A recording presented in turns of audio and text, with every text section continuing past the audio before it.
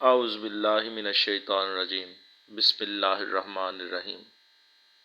Golden light 93 में आप दोस्तों को मेरी तरफ से अस्सलामु अलैकुम। हड़ताल वर्किया का जो हम अमल कर रहे थे उसके दूसरे हिस्से के साथ आपकी खिदमत में हाज़िर हूँ। मेरी तबीयत कुछ ख़राब रही है, गला ख़राब था, इसलिए रिकॉर्डिंग करने में मुश्किल हो रही थी। आज कुछ बेहतर हूँ तो आप भाइयों के लिए दूसरा हिस्सा लेकर हाज़िर हूँ। हमने पतरे पर सारी दवाई थोड़ी थोड़ी करके डाल दी थी। इस गरम गरम पतरे को ऐसे ही हमने पकड़कर पानी में बुझाव दे देना है।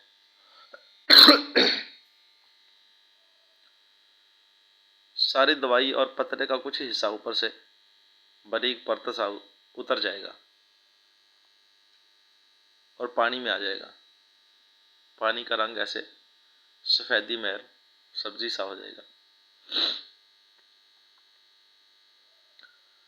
हम इसे थोड़ी हीट देंगे ताकि जो नमकियात वगैरह पतरे के साथ जुड़े हैं वो उतर जाएं। पतरे के साथ थोड़ा बहुत उसका अपना मवाद भी उतरेगा और कुछ वर्किया का जो जिस्म होता है वो भी उतरेगा।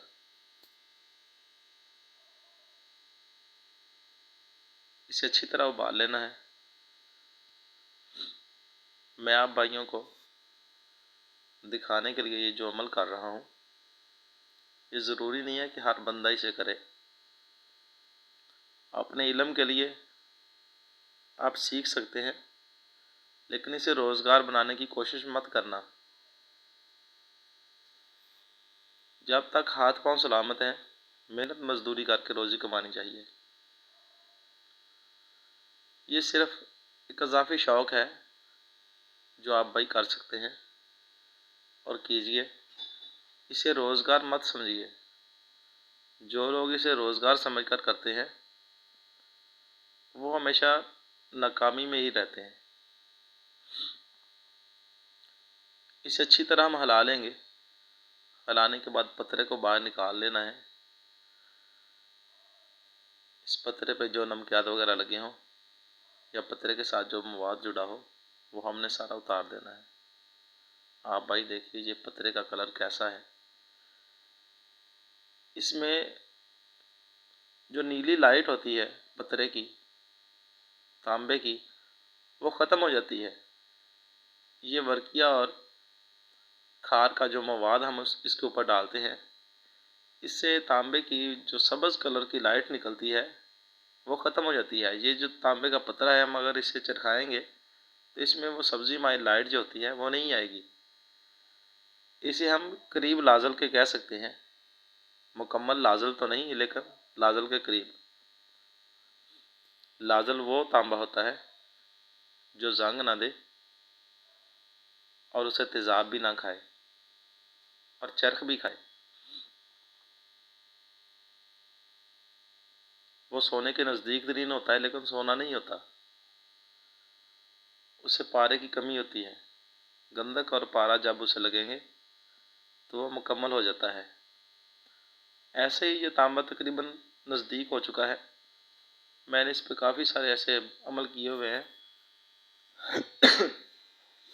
इसलिए ये आहिस्ता आहिस्ता पतरा ख़त्म भी होता जा रहा है। एक दो अमल और करा देगा, इसके बाद ये ख़त्म हो जाएगा।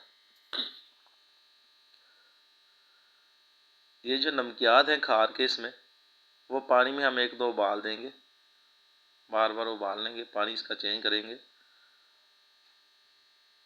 और ये साफ़ हो जाएगा।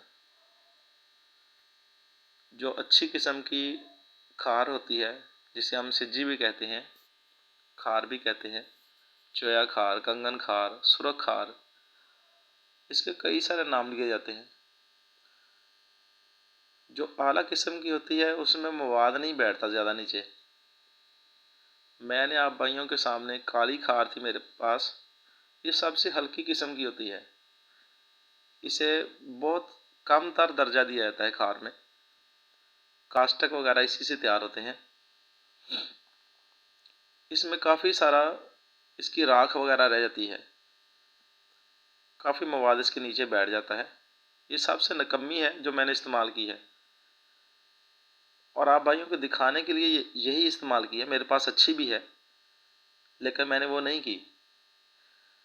जब ये हल्की खार काम कर रही है तो अच्छी किस्म की खार ज़्यादा बेहतर काम करेगी। ये सिर्फ आप भाइयों को समझाना था, इसीलिए मैंने सबसे हल्की चीज़ से काम लिया है, जो कीमियागरों की नज़र में बिल्कुल बेकार होती है, मैंने उससे काम लिया है। वरना कीमियागर तो सबसे ज़्यादा चोया खार इस्तेमाल करते हैं, सुरख चोया जिसे कहते हैं। वो मिलता भी बहुत नायाब है, वो इस्तेमाल करते हैं। मैं उससे इस्तेमाल करता हूँ, तकरीबन 1 ग्राम 1.5 ग्राम वज़न उससे निकल आता है। लेकिन ये जो आप सबसे हल्की है, इससे तकरीबन 100 मिली, 150 मिली, 250 मिली वज़न तक इसमें भी निकल आता है। अगर ये सुरख खार होती तो इतना ज़्यादा मवाद इसके नीचे नहीं बैठना था। इसमें सिर्फ तांबे के ऊपर से पतले पतले परत से उतरने थे और कुछ भी नहीं होना था। ये मिट्टी की तरह काफ़ी सारा गारसा है जो नीचे बैठा हुआ है। इसमें तांबे के साथ जो वर्किया का जिस्म है, या जो तांबे का जिस्म इसमें आया हुआ है, वो हम अलग कर लेंगे, छान लेंगे बाद में। जो ज़्यादा मवासा है मिट्टी का या खार की राख वगैरह का, वो छान कर हम निकाल देंगे। वैसे अगर कठाली में इस्तेमाल करें तो उसमें भी थोड़ा बहुत मवाद आ जाता है, जो तैनशीन तेज़ाब पास होता है और रंगीन भी निकलेगा। लेकिन मैंने तो आपके सामने एक छोटा सा तजर्बा करके दिखाना था, इसलिए मैं ऐसे ही इसे खुश्क करके छान लूँगा। जो इसमें ज़्यादा मवाद निकलेगा जिस्म की हालत में, मैं वही इस्तेमाल करूँगा। आप भाई जब भी बनाएं अच्छी किस्म की खार ले लें, ना मिले तो नकम्मी जो है, हल्की जो है, वो भी काम दे जाती है।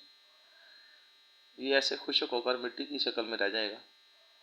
ये जो बड़ी बड़ी टुकड़ियाँ सी हैं, ये तांबे के पतरे के साथ से उतरी हैं। आप भाई अच्छा तांबा लें। अगर आप में से कोई भाई तेज़ाबी तांबा जानता हो, जो तेज़ाब में पुख्ता हो और चरख भी खाता हो, उसे एक पतरे की शक्ल में बना लें।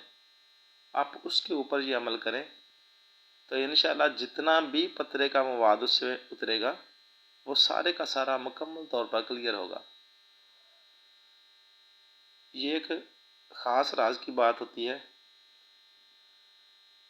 जब तांबा मुकम्मल तौर पर तेज़ाबी और लाज़ल हो, उसके ऊपर ये अमल किया जाए तो सारे का सारा तांबा मुकम्मल तौर पर क्लियर हो जाता है। ना पारे की ज़रूरत होती है, ना गंधक बनाने की ज़रूरत होती है। ऐसी बनी वर्किया इस पर काम कर जाती है। ये मैंने छान कर इसमें से मवाद निकाल लिया है, ये मैं इस्तेमाल करूँगा। बाकी जो छानने में से बाहर निकल आया है, वो अलग करके रख दूँगा, फिर कभी काम आ जाएगा। अब हमने इसे चांदी पर तरह करना है। मेरे पास ये चांदी और तांबा मिक्स 10 ग्राम वज़न में पड़े थे, मैंने वही लिए हैं। मैं कठाली नहीं इस्तेमाल करता। ऐसी मिट्टी के बर्तन जो होते हैं टूटे हुए, उनके टुकड़े ले लेता हूँ, उसके ऊपर सारा अमल करता हूँ। क्योंकि मैंने कौन सा कठालियाँ सुनारों को वापस करनी होती हैं। वो पुरानी कठालियाँ ले लेते हैं, सफाई वगैरह करके उसमें से उन्हें कुछ ना कुछ हासिल हो जाता है। अब मैंने कौन सा वापस करनी होती है, इसलिए मैं मिट्टी के ऐसे टूटे हुए बर्तन इस्तेमाल कर लेता हूँ। और ज़्यादा काम मैं बर्नर पे करता हूँ। ये जो हमने आपके सामने सुहागा बनाया था, एक कीमियाई सुहागा, शोरा नशातर और सुहागे के साथ, ये मेरे पास वही होता है जो थोड़ा थोड़ा मैं इस पर चुटकी दूंगा और इसी के साथ मैंने इसे चरखाना है। इसी के साथ सारा मुकम्मल अमल करना है। ये भाई आप भी सुहागा बना कर रखें। कीमियागरी में काम करना है तो ये आपके पास होना चाहिए, क्योंकि ये सुहागा दांतों की फोटक दूर करता है, उसमें जो कालापन आ जाता है वो दूर करता है, उनका रंग पुख्ता करता है और दांत को आसानी से चरख की हालत में ले आता है। इसमें नशादर भी होता है। जिस चीज़ का रंग यह सुहागे की चुटकी देने से कायम रह जाए, वो नशादर में भी रंग का पुख्ता होता है। जिस चीज़ को इस सुहागे की चुटकी देने से मुकम्मल तौर पर कायम दांत की शक्ल में रह जाए, पारा वगैरह अगर हो तो वो तेज़ाब का भी पुख्ता हो जाता है, क्योंकि इसमें शोरा इस्तेमाल किया हुआ है। शोरे की लाग आ जाती है, इसलिए बनी हुई चीज़ आगे जाकर तेज़ाब में कुछ ना कुछ दे जाती है। ये नहीं होता कि उसमें कुछ बचेगा नहीं। इसलिए आप भाई ये सुहागा बनाकर ज़रूर रखें, ये बहुत काम आता है। बर्नर से मैं सारे काम करता हूँ। मैं कुठारी में या भट्टी में रख कर इस्तेमाल नहीं करता। मेरे पास भट्टी भी है जो गैस के साथ काम करती है, लेकिन मैं वो बहुत कम इस्तेमाल करता हूँ। जब ज़्यादा वज़न की गलाई करनी हो तो फिर वो इस्तेमाल करता हूँ। 10-20 ग्राम वज़न के लिए मैं सिर्फ बर्नर ही इस्तेमाल कर लेता हूँ। आप भाई जब भी करें अपने हिसाब से जो चीज़ आपको अच्छी लगे, जो जिस चीज़ में आपको महारत ज़्यादा हो, आप वही इस्तेमाल करना। ये काम अगर आप कठाली में करेंगे और भट्टी में रख कर करेंगे तो आप भाइयों के लिए बहुत आसानी होगी, क्योंकि इस पर थोड़ी थोड़ी ये दवाई भी डालनी होती है जो हमने बना कर रखी हुई है। ये तांबे के पतरे से हमने उतारी है, और साथ साथ थोड़ी थोड़ी सुहागे की चुटकी भी देनी है। ये आप भाइयों के सामने मैं ऐसे ही थोड़ा थोड़ा करके इसे डालूंगा भी, और सुहागे की चुटकी भी दूंगा। दिन में टाइम नहीं मिलता, इसलिए ये रात हो गई है और मैं रात में बैठा ये सारा काम कर रहा हूँ।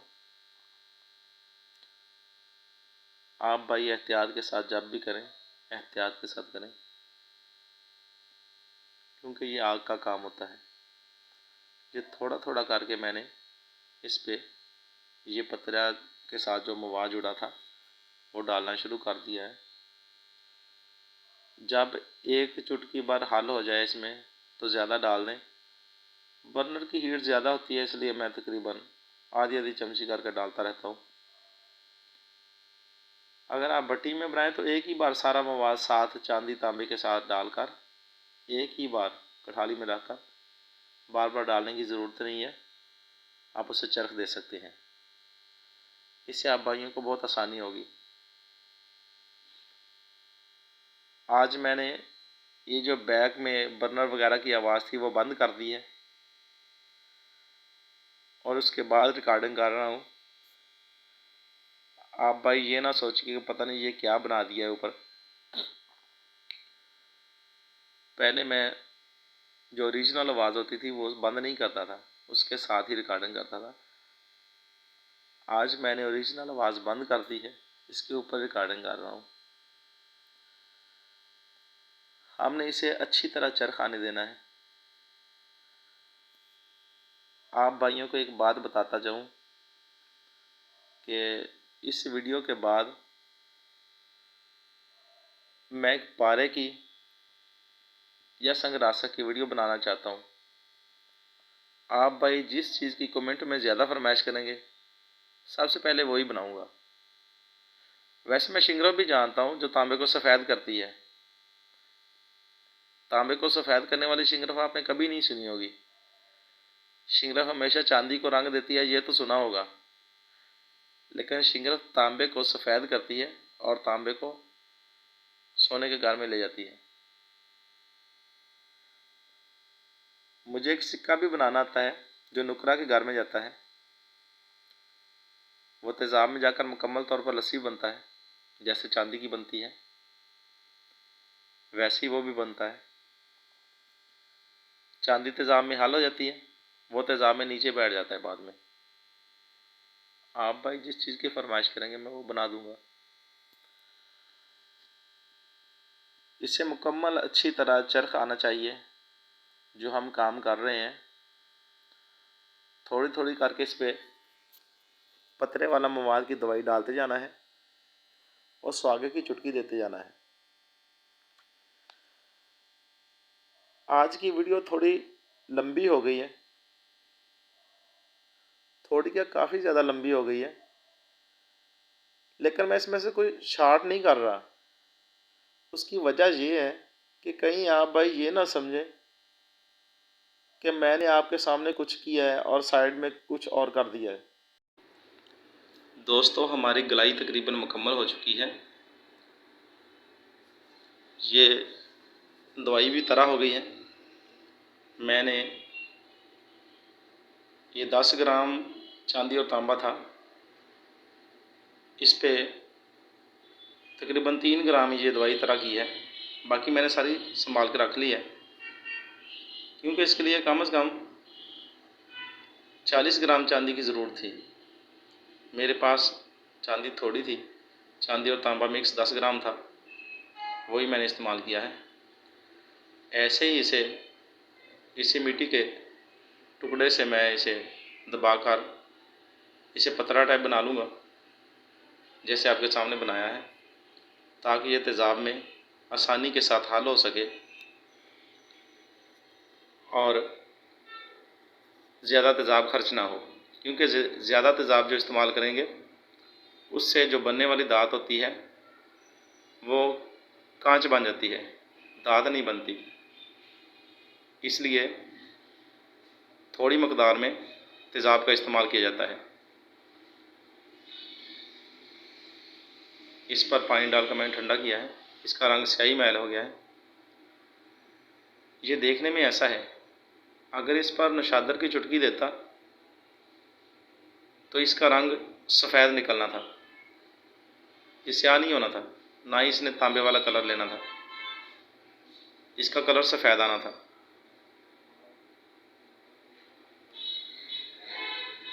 इसे ठंडा करके इसकी मिट्टी वगैरह हम झाड़ लेंगे, ताकि ये तेज़ाब में मिट्टी वगैरह साथ ना आए।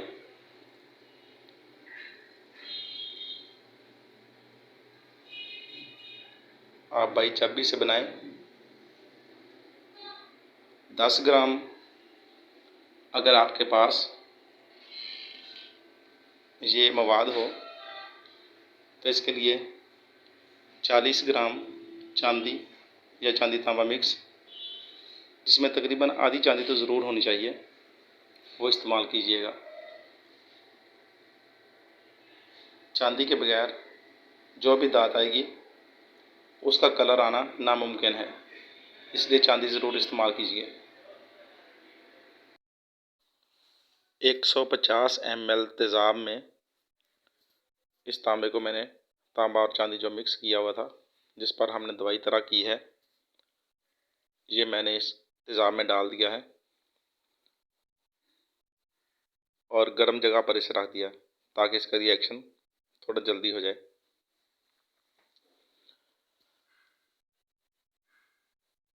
इसमें जो भी हमारा माल होगा वो नीचे बरादे की शक्ल में गिरेगा।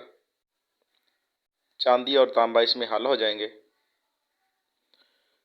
नाइट्रिक एसिड अच्छी क्वालिटी का इस्तेमाल करें, जिसे हम तेज़ाब शोरा कहते हैं। आप भाई जब भी ये काम करें तेज़ाब वाला, तो कभी घर में ना करें और बच्चों की पहुंच से हमेशा दूर ही रखें। वो नासमझ होते हैं, नुकसान भी कर सकते हैं। तेज़ाब गर्म होने की वजह से हमारा रिएक्शन जल्दी ख़त्म हो गया। वैसे मैंने थोड़ी सी वीडियो इसमें शार्ट कर दी है, वरना वीडियो तो पहले ही बहुत लंबी हो गई थी। ये काम थोड़ी एहतियात से करना चाहिए। मैंने शीशे का बीकर इसके लिए इस्तेमाल किया है। आप स्टील की बाटी या शीशे का कोई बर्तन इस्तेमाल कर सकते हैं, वो इसके लिए बेहतर रहता है।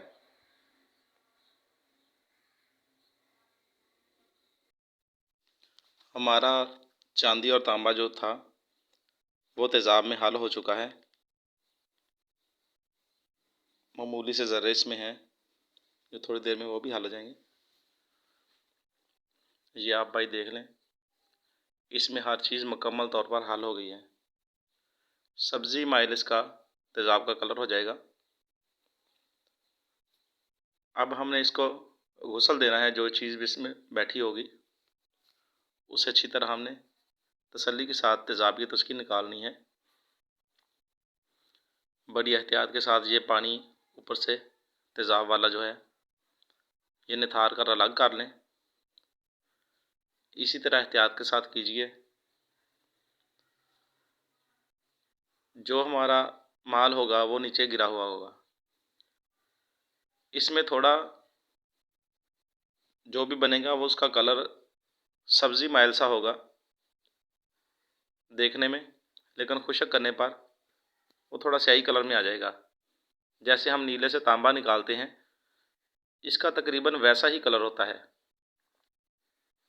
लेकिन चरख देने पर ये अपनी असल हालत में आ जाएगा जैसा होना चाहिए। ये ऊपर वाला जो तेज़ाब है इसमें पानी डालकर दोबारा तांबे का कोई टुकड़ा डालकर हम इसमें से चांदी निकाल लेंगे। ये आप भाइयों के सामने ये बीकर में जो नीचे बैठा हुआ है ये चीज़ हमें हासिल करनी है और इसी के लिए इतनी भाग दौड़ हो रही है।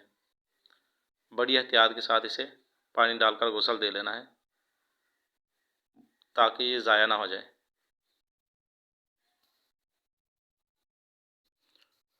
हमने जो ये मवाद नीचे बैठा हुआ है बीकर में उसे अच्छी तरह गुसल दे लिया है। एक दो बार इसमें से पानी निकाल कर गर्म जगह पर रखकर मैं आपके सामने से खुश कर रहा हूँ। वीडियो थोड़ी शार्ट करनी पड़ती है वरना ये तकरीबन 2-2.5 घंटे की तो वीडियो बन ही जाएगी। आप भाई मुख्तसर स्टेप जो हैं इन्हें अच्छी तरह तसल्ली के साथ देखा करें। ये छोटा सा एक टिश्यू का टुकड़ा लेकर उसे हमने बिछा लेना है नीचे और जो बीकर में हमारे मवाद है उसे उसके ऊपर डाल देना है। ये जैसे कलर आपको नज़र आ रहा है बिल्कुल इसका ऐसा ही कलर होता है। सोने की पठूर के जैसा इसका रंग नहीं होता, ना सोने के बराते के जैसा होता है। आप भाई इसे ज़्यादा तेज़ आग पर कभी खुश्क मत कीजिए क्योंकि तेज़ आग पर ये तेल की तरह हो जाता है और दोबारा ये धात की शक्ल में नहीं आएगा, एक कांच बन जाएगा। इसलिए इसे नरम आंच पर बिल्कुल हल्की या हीट पर इसे खुश्क करना है और इसे ऐसे टिश्यू में लपेट लेना है। लपेटने के बाद फिर हमने इसे चरख देना है, यानी कि इसे हमने पिघलाना है। पिघलाकर इसे एक डली की शक्ल में ले आएंगे, एक दाँत की सूरत ये हो जाएगा जैसा होना चाहिए। आप भाइयों के सामने जैसे मैंने लपेट दिया है बिल्कुल ऐसे ही आप भी कीजिए। जो सुहागा हमने तैयार किया हुआ है उसकी चुटकी इसके ऊपर देनी है। दूसरा सुहागा मैं इस्तेमाल नहीं करता, इसी से इसका कलर और इसका फोटकपन वगैरह जो कुछ भी होगा इसमें वो सब दूर हो जाएगा और इसका कलर भी बिल्कुल सही आ जाएगा। बिल्कुल हल्की हल्की आंच देकर हमने ये एक खिंगर की शक्ल में पहले कर लेना है, वरना ये बरादा है बहुत हल्का सा होता है, बर्नर की तेज़ आंच से उड़ जाएगा। कठाली में हो तो ऊपर सुहागा डालकर हम रख सकते हैं, इसे कुछ नहीं होता, वहाँ ये नहीं उड़ेगा। बिल्कुल हल्की आंच पर इसे पहले एक खिंगर की सूरत कर लेना है। सुहागे की चुटकी इसके ऊपर देते जाना है ताकि ये एक दाँत की सूरत में आने के काबिल हो सके। मैं इसे अब थोड़ी तेज़ आग दूंगा ताकि ये जल्दी एक दाँत की सूरत में आ जाए। बर्नर की आग थोड़ी तेज़ रखनी पड़ती है। कठाली में भट्ठी की आग जो होती है वो तकरीबन एक जैसी काम कर जाती है, लेकिन बर्नर की आग थोड़ी तेज़ रखना पड़ती है ताकि ये जल्दी जिस्म की सूरत आ जाए। लेकिन इसके साथ एहतियात भी करना पड़ती है, क्योंकि बर्नर की हवा का प्रेशर जो होता है उससे चीज़ उड़ने का डर रहता है। इसलिए इसके ऊपर सुहागा डालकर इसे एक खिंगर की शक्ल में पहले नरम आंच पर कर लेना चाहिए ताकि ये ज़ाया ना हो जाए। जैसे मैंने आपके सामने किया है, आप भाई भी बिल्कुल ऐसा ही अमल कीजिए, इंशाल्लाह कामयाबी ज़रूर मिलेगी आपको।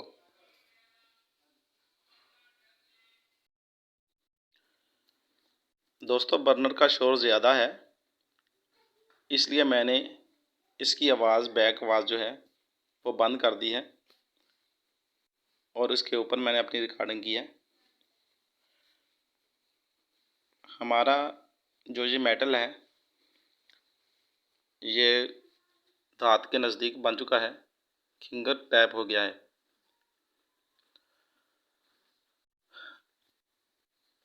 इसका पहला चरख जो होता है वो थोड़ा देर से आता है, क्योंकि एक बेजान सी चीज़ है, उसमें एक जान आनी है।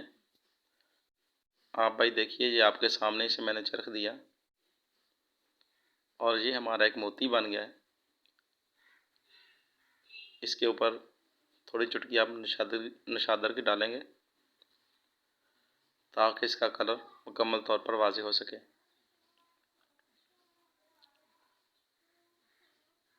इसका कलर बिल्कुल 24 कैरेट है।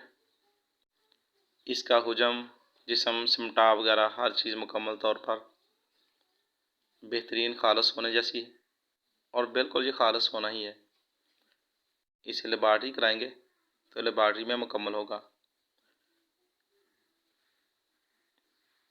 ये एक दाना मसूर के बराबर है तकरीबन,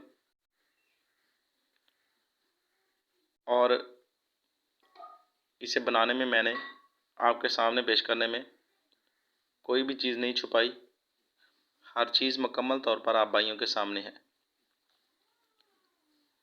ये छोटा सा जो मोती बन गया है ये इस टाइम कम से कम 15 से 2000 के नज़दीक ये सेल हो सकता है। आप भाई बिल्कुल इसी तरह तसल्ली के साथ बनाइए, इंशाल्लाह कामयाबी मिलेगी आपको। ये छोटा मोती जो हमने आज बनाया है और ये बड़ा जो मोती है, ये ऐसे ही छोटे छोटे मोती जोड़कर मैंने इसे जमा किया है। आप भाई बिल्कुल ऐसे ही बना लें। वस्सलाम।